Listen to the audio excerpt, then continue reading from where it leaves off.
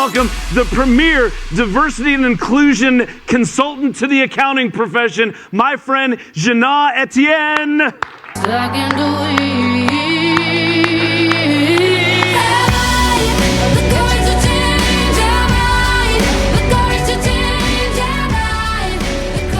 Hello, everyone. So what I want to talk about today is inclusion, and inclusion in the accounting profession, thinking about it broader than the way we looked at it before. So you see fearless inclusion, that's my hashtag, well, mine, it's not mine exactly, but it's what I stand for, it's what I work for, it's what I believe in. What it means is that I invite everyone into my circle and I celebrate our differences because I know that I will learn from others that are different from me, especially different perspectives, different backgrounds. And so many organizations are working on inclusion today, but they're looking at it internally. They're looking at it from within their organizations, but it is so much more than that. As accountants and advisors, our clients are part of our community. So I'm a CPA and I had my own firm for 17 years. Without my clients, I had no practice. And without my people, my team, I had no clients. So inclusion is really about the entire ecosystem. It isn't just them, it's us too. And including the client in our space, our ecosystem, our community, our tribe. It's not a word you usually hear about with accountants, but humans are pack animals. We crave connection. And so when we feel included, when we feel like we belong, the data is clear. Productivity goes up, absenteeism goes down, retention improves. So fearless inclusion means working hard to create that space where people can build connections. It's taking down the barriers to foster belonging. Now, I didn't always understand that, and I'm a diversity and inclusion consultant today. But when I started my practice, my focus was on infrastructure. I was thinking about, what tax software to use, because I'm a tax person. We do all know that tax is the sexier part of accounting, right? I'm just saying. So what tax software to use? How do I set up my computer networks? I was worried about the aesthetics of my firm, like do I do cherry red furniture? Do I do blonde furniture? And I was thinking about all of this stuff, and sure, that's important. We also know that procedures, software, people, without these things, you can't run an efficient practice. But profitability requires more than efficiency. It requires connection. And the thing about tax, and I heard a couple people talking about it already, it's really about understanding the client, their life, their family, their business, their values, and so much more. And so when I launched my practice, I didn't see this. I was focused on those procedures and those aesthetics. And I felt like I needed to look the part, act the part, so people would hire me, so people would trust me. Now, today, that kind of seems silly. But back in the day, and I mean way back in the day, because I say I was born at Touche Ross. You remember them? I heard Amber singing. I was going to go, memories. But anyway, back in the day, we didn't talk about authenticity. We didn't talk about inclusion. Client experience when I was in practice was, I'm going to get you your tax return on time for the fee that I quoted you for. And that was the primary focus of building my practice. It was the work, not the relationships. So for decades, this has been the image of the industry. It's what we look like. We're professional. We're distant. A lot of my work today revolves around culture in firms. And when I ask participants in my training sessions to describe accountants, to describe CPAs, shockingly, the words that come up: boring, nerdy, reserved, quiet. But I also hear trusted, educated, well-educated, likely affluent, smart. So when you think about it, some of those, it's not so sexy. But on the other hand, it's not a bad stereotype if you're going to have one to stand behind. And listen, I'm not trying to throw us all under the bus, because this is me too. I was hiding behind that stereotype of the accountant. I wanted to be seen as trusted and smart and good with the numbers, although I can't do math anymore. I don't know if it is about CPAs, but yeah, it's a lie. We're not good with numbers. We understand them, at least for me. Anyway, I wanted to be seen as all those things. And so the point is that this picture is us. We wear a mask. We feed into a stereotype. And then we leveraged that stereotype. Well, at least I did. When my clients were around, I tried to act the way I thought that they thought I should be acting. Professional, distant, reserved. Okay, so those who know me probably would never use the word reserved, just ask Greg. But yeah, that was the goal. I asked questions. The goal of my questions was to get the information so that I could deliver the tax return. I was focused on learning about them. I was holding back sharing about me. Now, when my clients weren't around, it was a different story. I flipped into, I want to be a good businesswoman. I really want to be a good entrepreneur. I actually thought about the culture in my practice. At my largest, I had 5 employees, and I also had 2 subcontractors, one of which actually worked out of my office. So really, in a firm that small, and I know a lot of people attending today are in small firms, you're like with your colleagues sometimes more than your family. So those connections matter, especially in a tax practice where we know now today, tax season starts January 1 and it ends December 31. So that's how it goes. So I'm gonna do a little gardening thing here. I'm not a gardener, but I just like this picture. And I imagine my firm, my practice was like this picture. So I would design, I would cultivate, I would nurture my yard, so to speak. But it was behind a fence. And so by yard, I'm talking about my office. The fence, it's the door. And so I would invite my clients over, my guests. I would invite them over. But when I knew they were coming, I would tidy up a little bit, go out, trim the weeds and that kind of thing. So that this was really polished back to that reserved and that professional look. But it also wasn't necessarily warm or inviting. Now, I know some of you might be thinking that I'm saying that we aren't warm and inviting. And I'm not saying that. Accountants, we're not mean people, we're not distant. And in fact, that stereotype that says we're boring and that we don't have a sense of humor, I know that's not true because I've been to some of these conferences. I see what y'all can do.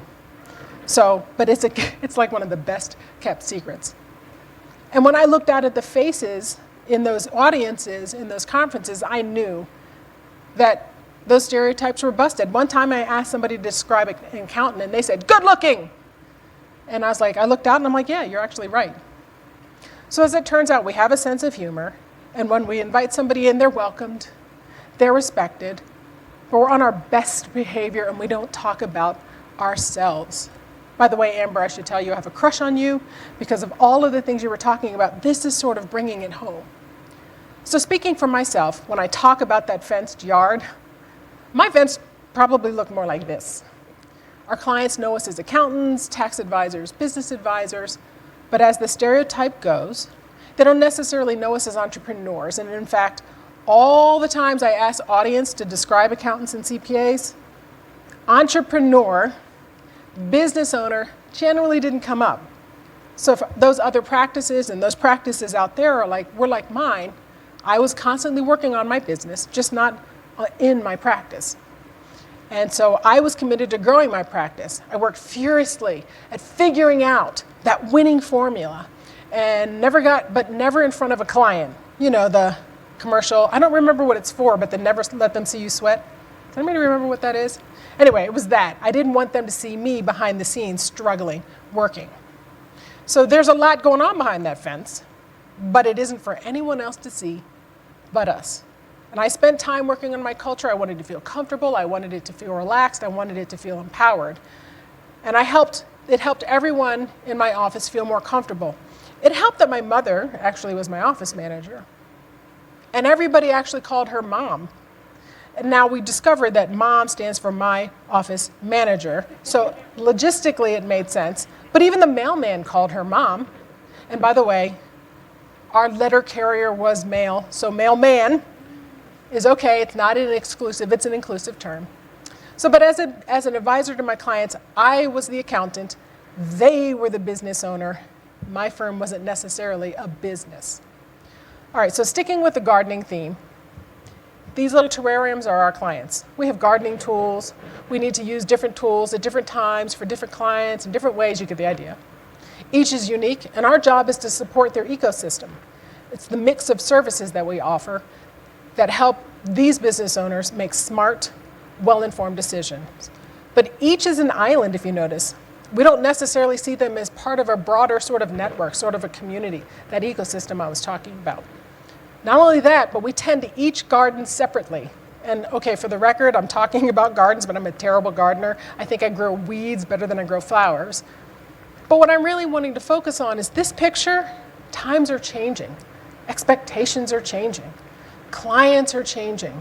The business environment is changing. But accountants, we are kind of still doing the same thing, treating our clients the same way.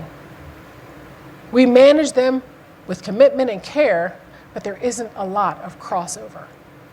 Now, sidebar story. When I started in accounting, I mentioned I started at Touche Ross. And I knew almost the moment I walked into the door that I was not, setting down roots here, because it was a great work experience and I loved the people that I met and worked with, but it didn't feel like home. I didn't fit in. Anyway, so at the last year or so at the firm, I had been trying to get pregnant. I hadn't been successful at those efforts. It was like 2 years. Doctors said, give it time. So I left, I started my practice, and don't you know, in the first tax season I was ever in practice, I got pregnant. Because that's, good planning. And I hadn't really given thought to that. We had taken 2 years to not get pregnant. Why is it going to happen now? Unfortunately, 2 months later, and this was, I want to say June, 2 months later I had a miscarriage. And my first thought, I'll be honest, was like, ooh, I'm relieved. But then I thought, what about if I see things differently? Because I had an amazing opportunity to design my practice around my life. And so just before Thanksgiving, just before Thanksgiving, I got pregnant again. And I'm happy to say I gave birth to my first son, Sebastian, in July of the following summer. Years later, I read the book E-Myth. Has anyone read that book? By Michael Gerber. It's a fantastic book. And in one of the chapters, he talks about your primary aim, which is the great vision he wants you to have for your life. What's your why? And I've been hearing a lot of conversations about digging deep. Amber, you talked about that, thinking about that vision. I think you called it the high dream. Yeah. That chapter was very validating because it was validating my experience to form my practice around my life. And as I will come to learn, it was one of the things that actually strengthened the bonds I had with the clients. They saw me as more than just the accountant. I was a mother, I was a daughter, and so my clients even started calling, I told you, my mother, mom. We really did build a community. It was incredible. I let my guard down, and I started to work differently with my clients. Now I say differently because this fist bump here, I would show up, I would do the work, I would fist bump, I would step out. I was being a good accountant. And then several years ago, I started this talk called Accountant. It's what I do, not who I am. And it's all about shifting our mindset from being the accountant to being the advisor. I was inspired again by the E-Myth because he asks you in that book to imagine this room where everybody's talking about you. And as it would turn out, he's asking you to imagine your funeral. And, what are people saying about you? And I can tell you, they didn't say, oh my God, she did a mean tax return. Like, that wasn't the thing that came out. What I wanted them to remember about me were things like, I actually helped my clients when they needed help. I had this one client, she had a really difficult tax situation. For her, it was terrifying, it was uncomfortable. For me, it was just another day at the office. But she had already been burned, if you will, by another tax preparer. So she was a little bit nervous and she really couldn't afford my fees. But I thought I can help her, and I will. And I charged her my full fees. She couldn't afford it. We solved the problem. And do you know, she went back and paid me every month what she could.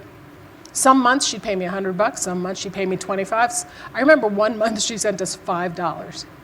The point is, she valued the commitment that I made to her, the fact that I extended myself to her, and she eventually did pay me off, and that's the kind of thing I want to be remembered for.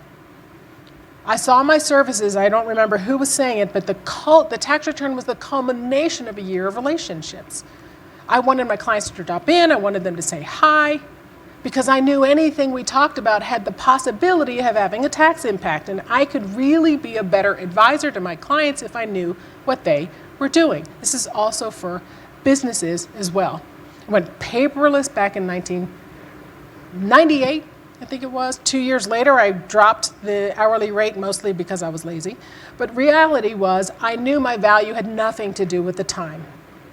And so over the course of 2 years, and I'm telling, for those of you listening, I dropped focusing on these metrics so that we could be free to serve the client. And stunningly, my practice doubled year over year for 2 years. Can't make it up. I don't even know what I did, but thank you. Like, I can't do the dance thing because of my arm, but that's okay. All right, so let's fast forward to today. This is what life looks like in a modern firm. I'm actually proud to say that were my practice still around, we would have evolved into something like this. Today's workforce is looking for collaboration, connection I was talking about earlier. They want to work for firms that value their individuality, that welcome their input, that understand the importance of well-being. Employees want to work for these organizations because they're not just saying diversity is important, they're showing it in actions. And so firms, just like our clients, are starting to look at this model as well. We're trying to build these cultures. Our clients are trying to build these cultures. We're starting to work on diversity and inclusion. The clients are starting to work on diversity and inclusion. We are connecting the dots between work and life and a holistic lifestyle. And so this means being really intentional about the employee experience, reviewing practices and policies. It really is about being that people advisory, that you understand it. You know, somebody just said it a moment ago, payroll is numbers. I love that graphic where you had the iceberg, where you had the payroll at the top, and underneath there's all this other stuff going on in the background, and clients can understand that. Your employees want to work in firms like this. I don't know if you saw the numbers, but in August, 4.3 million people quit their job back in August. So they really want that balance. They really want that fulfillment that their clients and their careers bring. I'm jumping ahead, by the way. So this is how we should be working with our clients to get past that big quit to help our clients. We're working on these challenges so we can sit around the table and work with our clients on these challenges.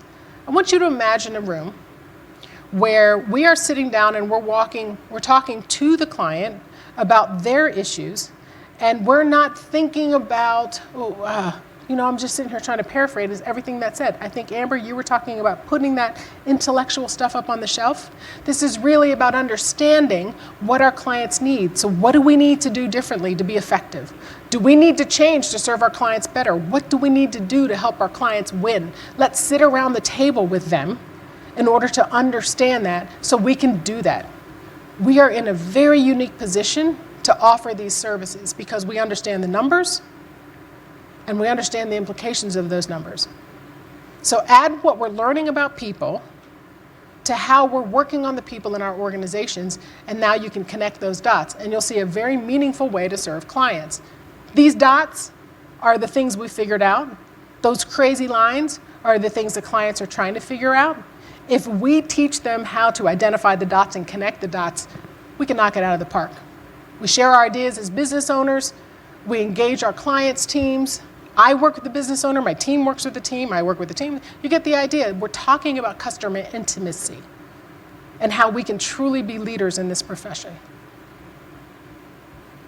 So this is what I think our garden should look like. If you've ever seen this, this is a community garden. Same tools, same ideas, same process. We've got to nurture, we've got to weed, we've got to figure out what the different gardens and the beds need at any given time. But we're doing it in an ecosystem together. Where one grows, it might influence another, and we're being very successful. Everything's growing. We're growing. Our clients are growing. And it looks a little messy, but if you ask me, it's really beautiful because it's holistic. I talked about fearless inclusion being something that we all are, that I like to describe as we're all trying to bring people in, make that connection, create that space. So if fearless inclusion is about creating that space, if you think about this ecosystem, maybe I should change it to fearless connection. Thank you.